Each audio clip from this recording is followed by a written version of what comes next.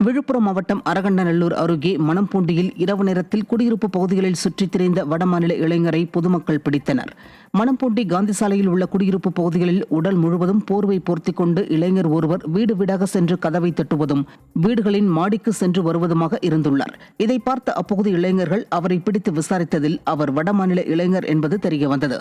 மனநலம் பாதிக்கப்பட்ட அந்த இளைஞரை பொதுமக்கள் போலீசாரிடம் ஒப்படைத்தனர்.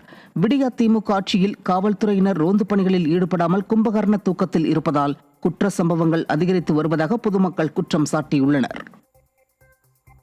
விருதுநகர் மாவட்டம் ஸ்ரீவில்லிபுத்தூர் அருகே முறையாக குடிநீர் வழங்காததால் விலைக்கு வாங்கி குடிநீர் அருந்துவதாக கிராம மக்கள் வேதனை தெரிவித்திருக்கின்றனர்.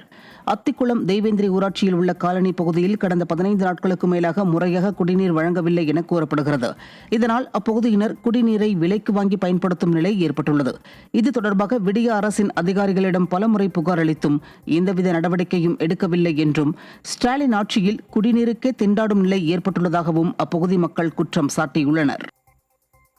சேலம் மாவட்டம் மேட்டூர் அருகே குடிநீர் வழங்க கோரி காலி குடங்களுடன் பெண்கள் சாலை மறியலில் ஈடுபட்டதால் நங்கவள்ளி தாரமங்கலம் சாலையில் போக்குவரத்து பாதிக்கப்பட்டது. நங்கவள்ளி பேரூராட்சிக்கு உட்பட்ட பெரிய சோரகை பகுதியில் பேரூராட்சி சார்பில் விநியோகிக்கப்பட்டு வந்த குடிநீர் கடந்த சில நாட்களாக விநியோகிக்கப்படுவதில்லை.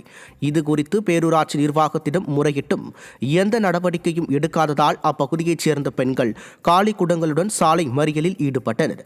ஸ்டாலின் ஆட்சியில் குடிநீர் உள்ளிட்ட அத்தியாவசிய தேவைகளுக்கு வீதிக்கு வந்து போராடும் நிலை ஏற்பட்டுள்ளதாக பொதுமக்கள் குற்றம் சாட்டுகின்றனர்.